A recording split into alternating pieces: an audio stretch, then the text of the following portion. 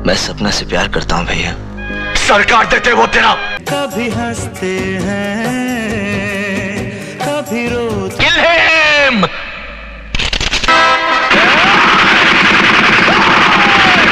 प्यार मर गया? तुम्हारे भाई पर बात आई तो प्यार मर गया? दोस्तों 90 के दशक में सनी देओल की फिल्मों का बिल्कुल एक अलग ही क्रेज हुआ करता था और उस समय उनकी ये फिल्में इस बात की गारंटी हुआ करती थीं कि अगर इसमें सनी देओल है तो भरपूर एक्शन होगा। साथ ही साथ सनी देओल के दमदार डायलॉग्स के साथ में चीखना चिल्लाना भी होगा। उस समय दोस्तों के साथ में सीडी और डीवीडी पर इन फिल्मों को देखने का मजा ही अलग होता था। यहाँ तक कि फिल्म देखने के 1-2 दिन बाद तक तो हम अपने आप को खुद ही सनी देओल समझने लगते थे। मेरा भाई यहाँ आया था ये दुश्मनी खत्म करने, लेकिन मैं ये कहता हूँ ये दुश्मनी अब शुरू होगी। तो आज के इस वीडियो में हम उनकी 90 के दशक में आई एक ऐसी ही रोमांटिक एक्शन ड्रामा फिल्म दुश्मनी अ वायलेंट लव स्टोरी के बारे में बात करने वाले हैं। वीडियो में आगे बढ़ने के पहले मैं आपको अपने नए चैनल मूवी मस्ती मैजिक के बारे में बताना चाहता हूं, जहां हम थोड़ी फिल्म थोड़ा म्यूजिक और फिल्मी वाणी चैनल के साथ में हर हफ्ते एक ही चैनल पर नजर आते हैं और आपके द्वारा ही कमेंट सेक्शन में रिक्वेस्ट की गई मूवीज पर काफी डीप डिस्कशन होता है। अभी हाल ही में हमने फिल्म शोले के ऊपर एक वीडियो किया हुआ है। अगर आप लोगों ने अभी तक नहीं देखा है तो हमारे नए चैनल में इसको आप एक बार जरूर देखिए। तो एक बार हमारे इस चैनल को विजिट जरूर कीजिए, जिसकी लिंक मैंने नीचे डिस्क्रिप्शन में और कमेंट में दी हुई है। और अगर हमारा चैनल आपको पसंद आता है तो उसको लाइक कीजिए और बेल आइकन को जरूर दबाइए। तो चलिए अपने इस वीडियो में हम आगे बढ़ते हैं। वैसे तो आप में से कई लोगों ने ये फिल्म देखी ही होगी, लेकिन शायद आप ये बात नहीं जानते होंगे कि ये एक लगभग 7 साल डिलेड फिल्म थी और ये एक ऐसी फिल्म थी जिसको किसी एक डायरेक्टर ने नहीं बल्कि 4 डायरेक्टर्स ने अलग अलग टुकड़ों में डायरेक्ट किया था। यहाँ तक कि इनमें से कई डायरेक्टर तो फिल्म की मेन कहानी से भी अच्छे से नहीं जुड़ पाए थे। वो तो बस आए, फिल्म के लिए 2-3 सीन शूट किए और चले गए। ये फिल्म मनीषा कोइराला ने 1991 में आई अपनी डेब्यू फिल्म सौदागर के पहले साइन की थी,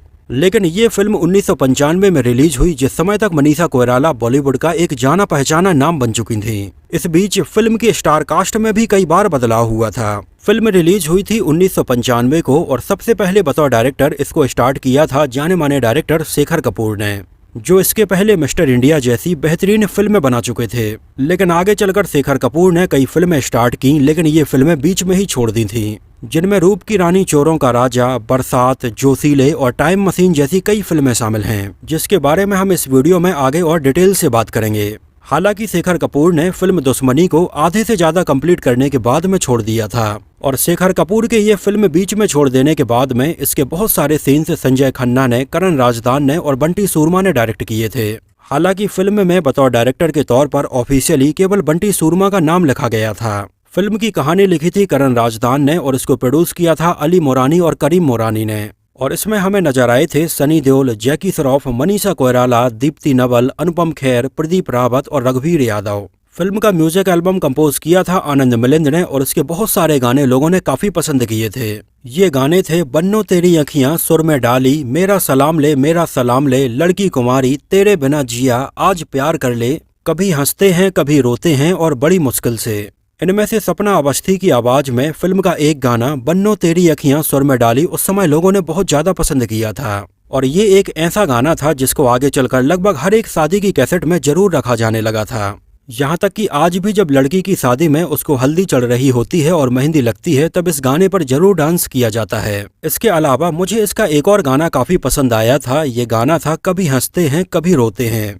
इन गानों के लिरिक्स लिखे थे समीर ने और आवाजें थीं एसपी बालासुब्रमण्यम, कविता कृष्णमूर्ति, उदित नारायण, साधना सरगम, कुमार सानू, अलका याग्निक, सुरेश वाडकर और सपना अवस्थी की। एक नजर डालते हैं इसके बजट और बॉक्स ऑफिस कलेक्शन के ऊपर। तो फिल्म का बजट रखा गया था लगभग 5 करोड़ 75 लाख रुपए और उस समय इंडिया में इसने कलेक्शन किया था लगभग 4 करोड़ 11 लाख रुपए और वर्ल्ड वाइड में लगभग 7 करोड़ 3 लाख रुपए का कलेक्शन हुआ। और बॉक्स ऑफिस कलेक्शन के हिसाब से अगर देखा जाए तो ये एक फ्लॉप फिल्म रही थी, जिसको लगभग 190 स्क्रीन्स पर रिलीज किया गया था और इसको सिनेमा घरों में देखने के लिए लगभग 48,54,000 लोग आए थे और ये 1995 में बॉक्स ऑफिस पर पैसे कमाने के मामले में 26वें नंबर पर रही थी। वैसे 1995 में एक से बढ़कर एक फिल्में रिलीज हो रही थीं और इस साल की अगर टॉप फिल्मों के ऊपर एक नजर डालें तो पहले नंबर पर थी दिलवाले दुल्हनिया ले जाएंगे, दूसरे नंबर पर थी करण अर्जुन, तीसरे नंबर पर थी राजा, चौथे पर थी रंगीला और 5वें नंबर पर थी बरसात। दुश्मनी को IMDb पर 4.9 आउट ऑफ 10 रेटिंग मिली हुई है।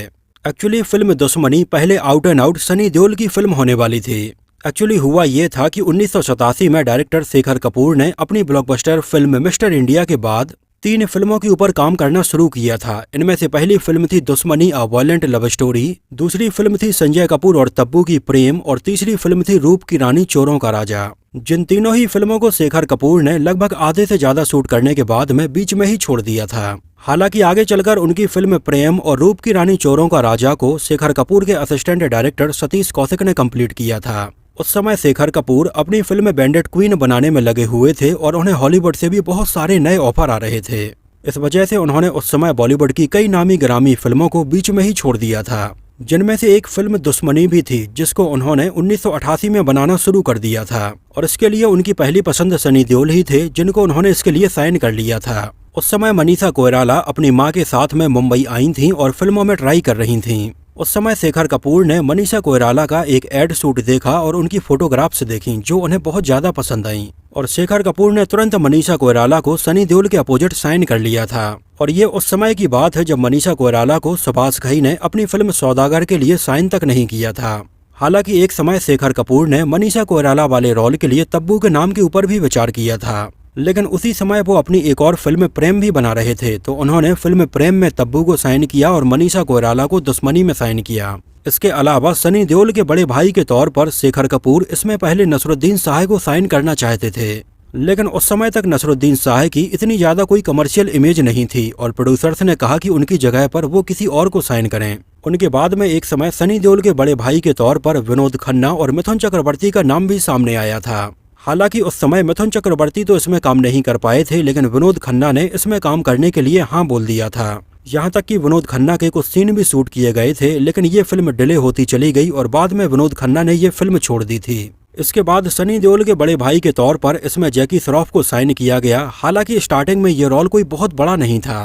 पहले इसमें उनके सनी देओल के बड़े भाई के तौर पर कुछ सीन होने वाले थे और ज्यादातर सनी देओल के ही सीन होने वाले थे। और जिस समय जैकी श्रॉफ ने इसके लिए हाँ बोला था, उस समय जैकी श्रॉफ की कई सारी फिल्में अच्छा कलेक्शन नहीं कर पा रही थीं। इस वजह से जैकी श्रॉफ इसमें ये सपोर्टिंग रोल निभाने के लिए भी तैयार हो गए थे। लेकिन जब धीरे धीरे ये फिल्म 1 साल, 2 साल, 3 साल, 4 साल और 5 साल से भी ज्यादा डिले होने लगी, तब उस समय तक इसमें काम करने वाले एक्टर्स को ये लगने लगा था कि शायद ये फिल्म अब कभी बन ही नहीं पाएगी। फिल्म के डिले होने का अंदाजा आप इसी बात से लगा सकते हैं कि जाने माने एक्टर अजय देवगन ने इसमें सेकंड यूनिट असिस्टेंट डायरेक्टर के तौर पर तक काम किया था। और ये उस समय की बात है जब अजय देवगन फिल्म मेकिंग सीख रहे थे और उनकी पहली फिल्म फूल और कांटे रिलीज नहीं हुई थी। तो इसके पहले अजय देवगन शेखर कपूर को इस फिल्म में असिस्ट कर रहे थे, लेकिन जब शेखर कपूर ने यह फिल्म बीच में छोड़ दी तो इसके बाद में फिल्म के प्रोड्यूसर अली मोरानी और करीम मोरानी ने कैसे भी करके इसको कंप्लीट करने का डिसाइड किया। और उस समय इस आधी अधूरी फिल्म को कंप्लीट करने के लिए उन्होंने कई डायरेक्टर्स को अप्रोच किया, लेकिन कोई भी इसके लिए तैयार नहीं हो रहा था। तो बाद में फाइनली इस फिल्म के कुछ सीन इसके राइटर करण राजदान ने भी शूट किए थे। उनके अलावा फिल्म के कुछ सीन संजय खन्ना ने शूट किए और बाकी की बची हुई फिल्म को बंटी सूरमा ने कंप्लीट किया। बंटी सूरमा जो एक जाने माने प्रोड्यूसर थे और अली मोरानी और करीम मोरानी के काफी अच्छे दोस्त थे, जिन्होंने साथ में मिलकर वर्दी, दामिनी, राजा हिंदुस्तानी और दम जैसी फिल्मों को भी प्रोड्यूस किया था। और इसमें डायरेक्टर के तौर पर पूरा का पूरा क्रेडिट बंटी सूरमा को ही दिया गया था। हालांकि उस समय कुछ फिल्मी पत्रिकाओं में छपे हुए आर्टिकल्स की अगर माने तो शेखर कपूर ने लगभग 90% फिल्म कंप्लीट कर ली थी और जो 10% फिल्म बची हुई थी इसको बाकी के इन 3 डायरेक्टर्स ने बनाया था। हालांकि जब ये फिल्म दोबारा से बनना शुरू हुई तब उस समय तक जैकी श्रॉफ की कुछ फिल्में अच्छा कलेक्शन करने लगी थीं, जिसको देखते हुए अब जैकी श्रॉफ फिल्म के मेकर्स से ये डिमांड करने लगे थे कि इसमें उनका रोल भी अब थोड़ी बढ़ाया जाए और उनका रोल सनी देओल के लेवल का ही रखा जाए और फिल्म के पोस्टर्स में और बाकी प्रमोशनल जगह पर उन्हें भी उतना ही क्रेडिट मिले। इस वजह से बाद में इसमें जैकी श्रॉफ के कई सीन और एक गाना अलग से शूट करके इसमें रखा गया था, जिसके बाद अब जैकी श्रॉफ का रोल इसमें काफी बढ़ गया था। हालांकि जब आगे चलकर जैकी श्रॉफ से उनके एक इंटरव्यू के दौरान इस बारे में पूछा गया कि क्या उन्होंने इसमें अपने रोल को बढ़वाया था, तब जैकी श्रॉफ ने यह जवाब दिया कि उन्होंने इसमें अपना रोल बढ़वाया नहीं था। यहाँ तक कि फिल्म दुश्मनी में उनके जितने भी सीन हैं उन सारे सीन्स को खुद शेखर कपूर ने ही शूट किया था। हालांकि फिल्म के बहुत ज्यादा डिले होने की वजह से मनीषा कोइराला इसकी डबिंग के लिए अपनी डेट्स नहीं दे पाई थीं।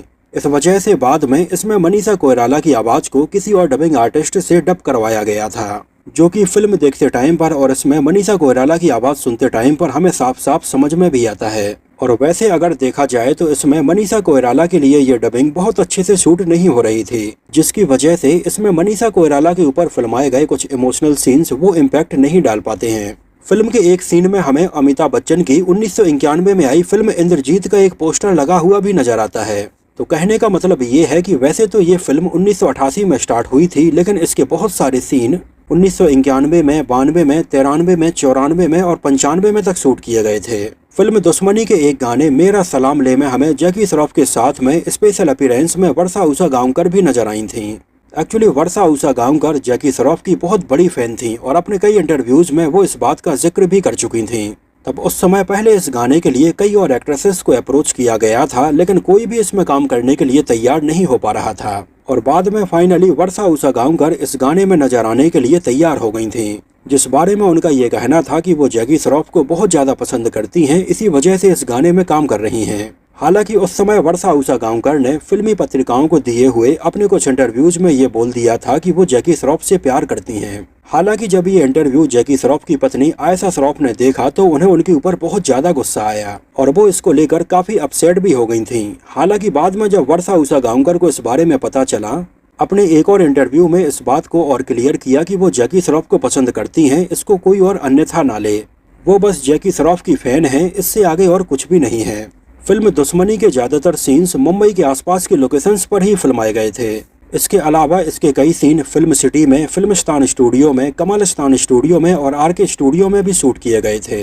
और फिल्म इतनी डिले हुई जो हमें फिल्म के बहुत सारे सीन्स में नजर भी आता है। जैसे इसमें अगर आप सनी देओल और जैकी श्रॉफ के बालों के ऊपर गौर करेंगे तो ये हमें कई सीन्स में बदलते हुए भी नजर आते हैं। इसके अलावा पहले दुश्मनी के नाम से एक फिल्म साल 1985 में हॉरर फिल्मों के जाने माने डायरेक्टर राम से ब्रदर्स भी बनाने वाले थे, जिसमें उन्होंने पहले हेमा मालिनी को साइन भी कर लिया था, लेकिन बाद में किसी रीजन की वजह से ये फिल्म बीच में बंद हो गई थी, जिसके बाद राम से ब्रदर्स ने अपनी एक और हॉरर फिल्म बंद दरवाजा बनाई थी। फिल्म जब रिलीज होने के लिए तैयार थी और इसका प्रीमियर किया जाने वाला था, उस समय इसमें नजर आने वाली स्टार कास्ट अलग अलग जगह पर मौजूद थी। इस वजह से अलग अलग जगह पर इनके वीडियो रिकॉर्ड करके इनको एक वीडियो में मर्ज करके बनाया गया था।